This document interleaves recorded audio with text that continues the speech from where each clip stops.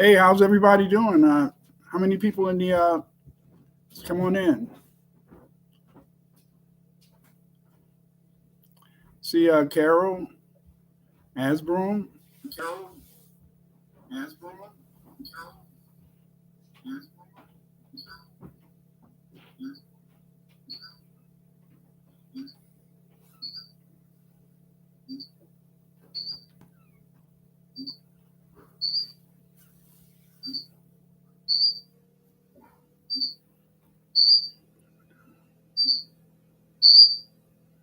Hey Melvin, how you doing? Hey Melvin, how you doing? Hey Melvin, how you doing?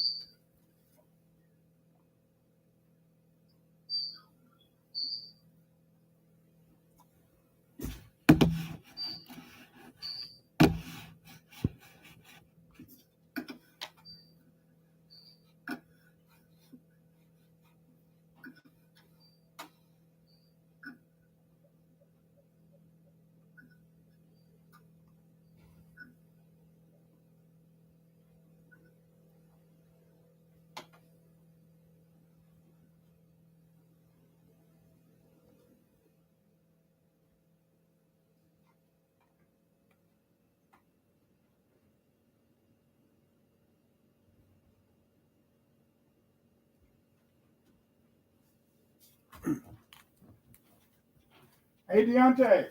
Yeah. Come here for a minute. I lost the screen.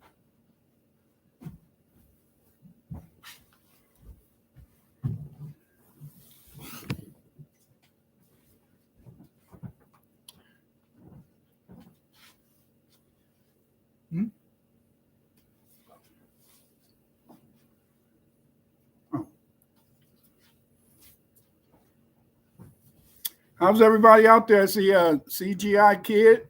Hey Deborah, how you doing?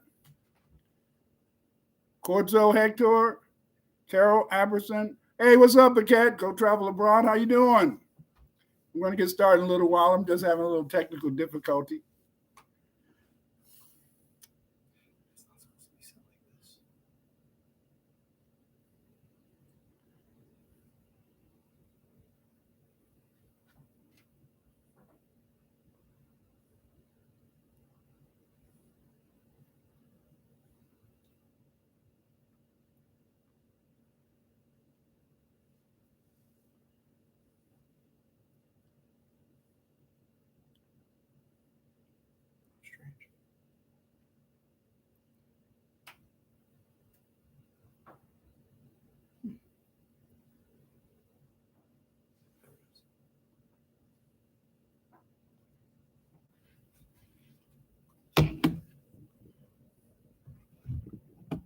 Okay, I want to wait a few minutes to get more people into the to get more people in. Again, today what I'm going to talk about is the people and creatures at the center of the earth. You know, I've been interested in this topic for many years.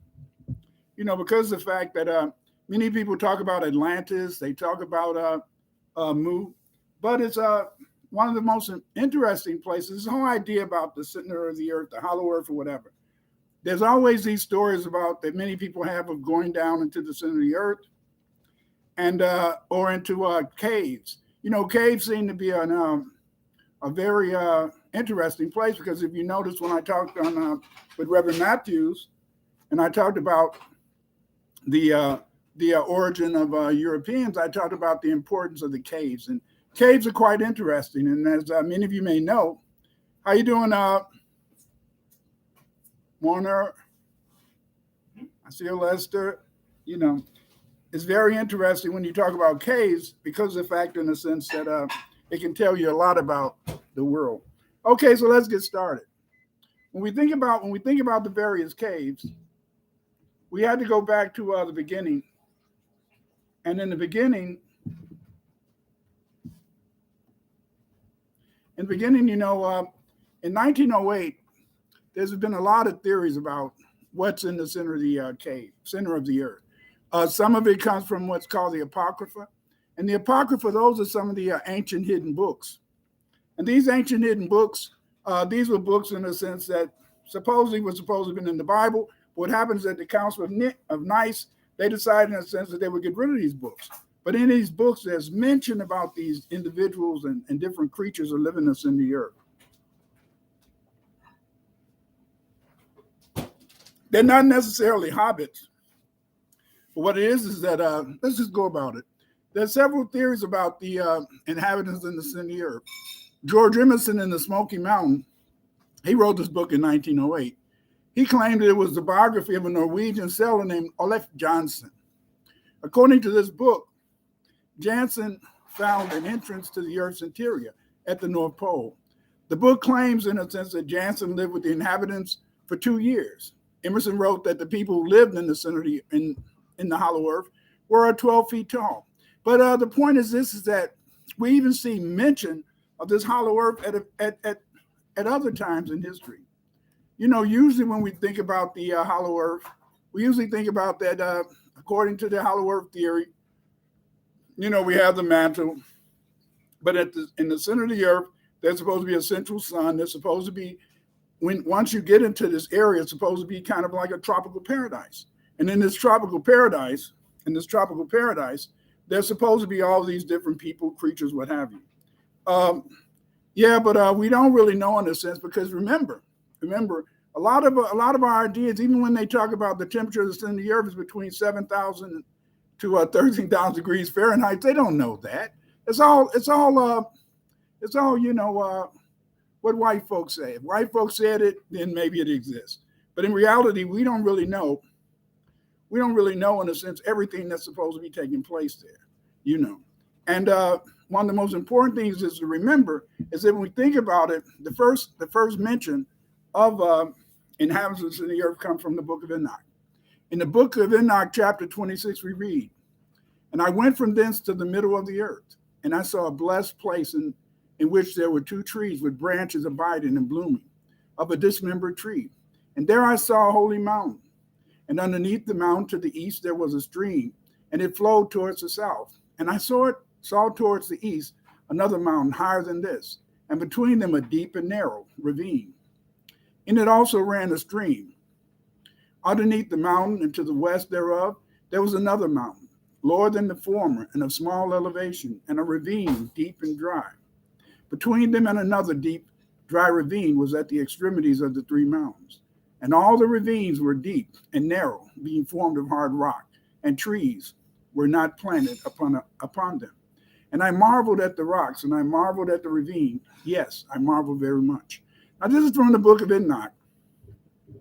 As I told you before, the book of Enoch, in a sense, it's part of what's called the apocrypha. And the apocrypha are those books of the Bible that were taken out of the Bible as people, in a sense, began to investigate the Bible.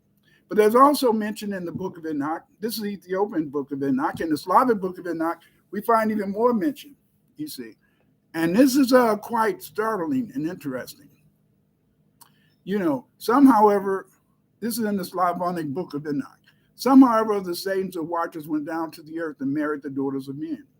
From these were born giants. Thereupon these watchers were in prison under the earth, and the souls of the giants, their children, became subjects of Satan.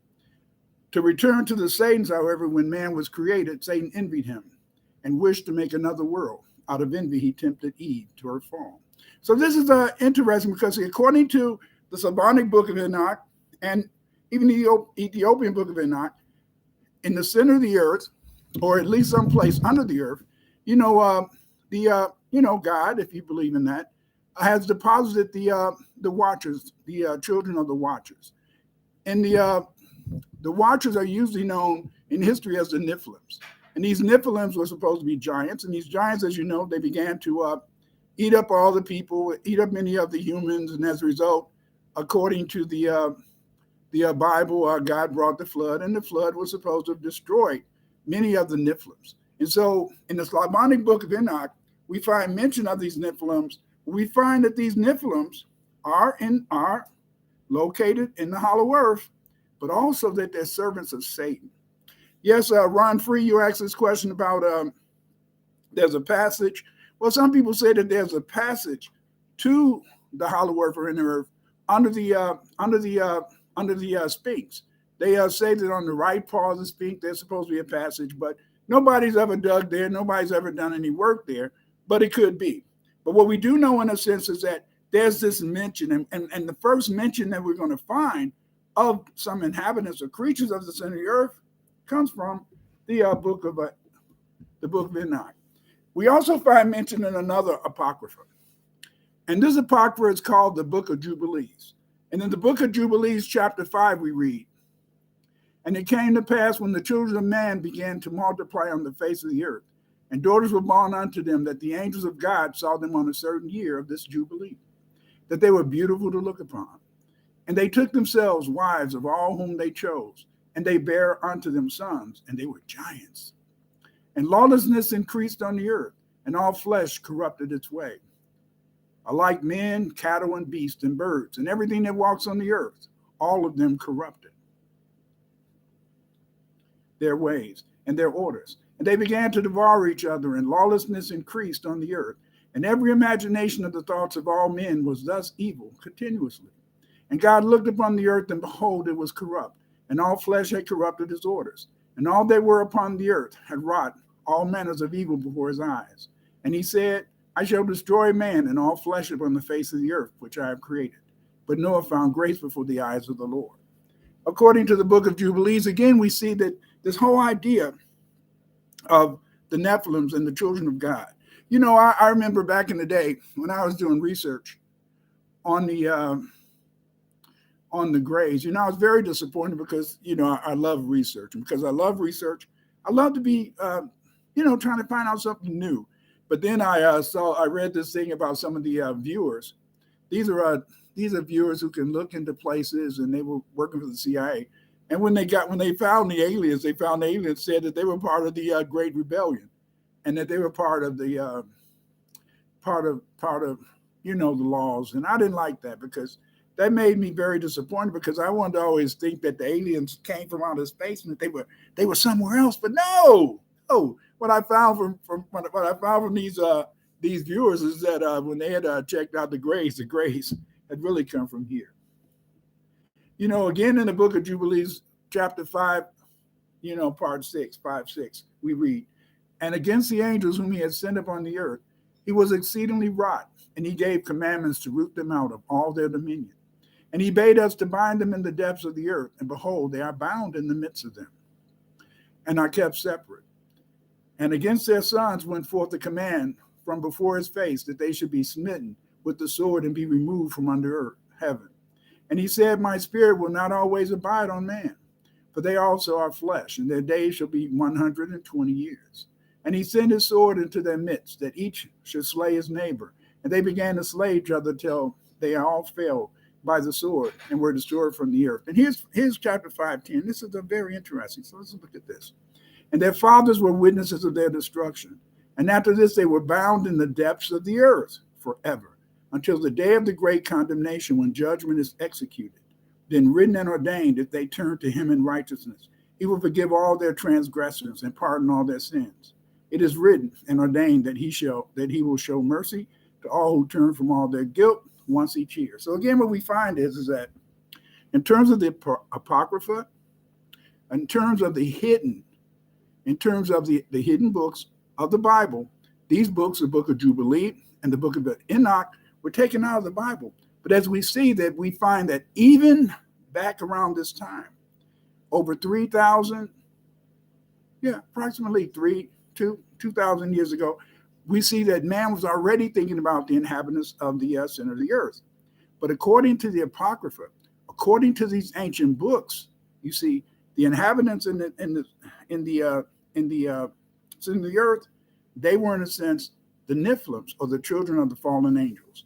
The grays ate everything, but the grays, in a sense, because of the fact that according to the book of Jubilee and according to the book of Enoch, the Nephilims, in a sense, are in the center of the earth, and they're there in a sense to help Satan. Because see, most of you have been taught, and we've been taught as Christians and Muslims, we've been taught in the sense that Satan has supremacy on the earth, but in reality, Satan doesn't have any power.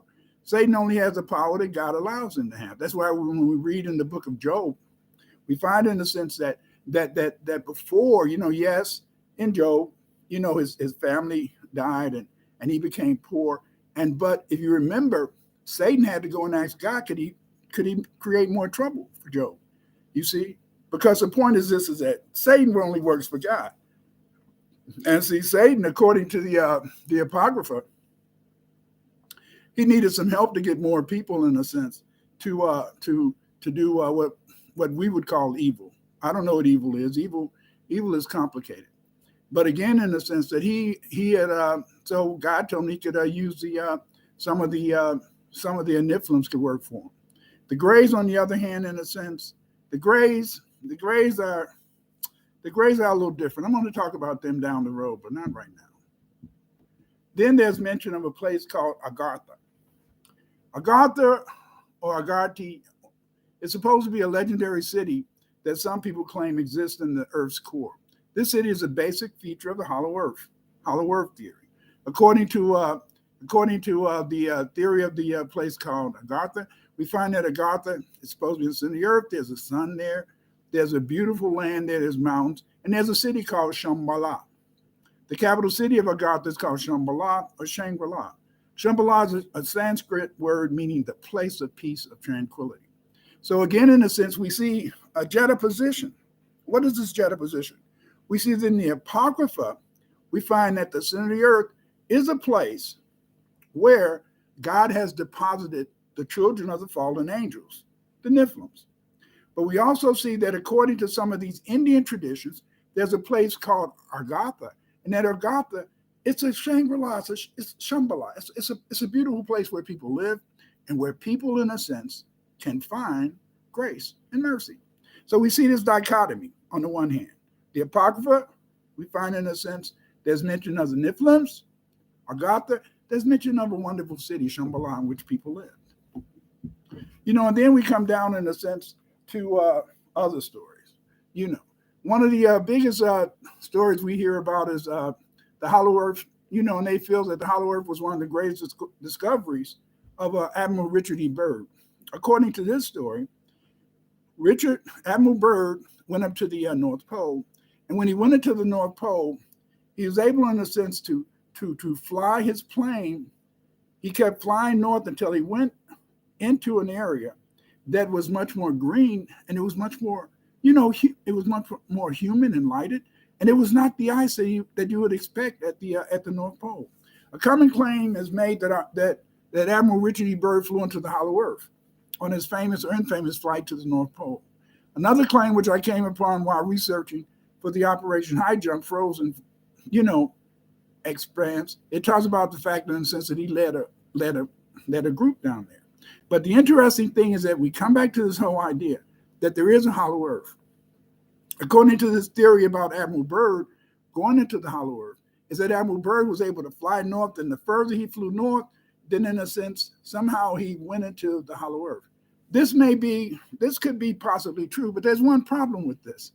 And the problem with this idea is the fact is that the North Pole has not always existed in the same place. Okay, if the North Pole hasn't existed in the same place, there's a good possibility that there may not be an interest into the Hollow Earth through the North Pole, and you just would fly and then you just go into the center of the earth. But that's very complicated, because I know a friend of mine, he's dead now, Vamas Totsbator, and he's a Magyar or Hungarian. And what he found, in a sense, is that he found a lot of stories. And some of the ancient stories of the Anu people, or they call the We people, they claim that the Anu or the We people, were forced into the center of the earth as more and more Europeans took over the European continent. And then the Anu got being pushed further and further north until they're supposed to went into the center of the earth. Again, it could be true, it could be legend, it could be lore. We don't know. But again, what I'm basically talking about today is these various groups of people, various creatures that's supposed to be in the center of the earth. Another common story is they wrote in the 19th century a book called Itadorfa. And Itadorfa is a very interesting book. And in Itadorfa, this is what it claims. It claims that it's the door for the end of the earth, the strange history of a mysterious being, and the account of remarkable journeys, the title of a scientific allegory or science fiction novel by John Uri Lloyd. According to John Uri Lloyd, who was a pharmacologist, he said in the sense that he lived in Cincinnati, Ohio. The book purports to be a manuscript dictated by a strange being named I Am the Man to a man named Llewellyn in Kentucky and to the core of the earth. The man who did it relates events that supposedly occurred 30 years earlier, during the early part of the 19th century. The speaker is kidnapped by fellow members of a secret society because he is suspected to be a threat to their secrecy. This was likely based on the 1826 kidnapping of William Morgan and the start of the anti-masonry movement. I Am the Man is taken to a cave in Kentucky. There he is led by a cavern dweller on a long subterranean journey.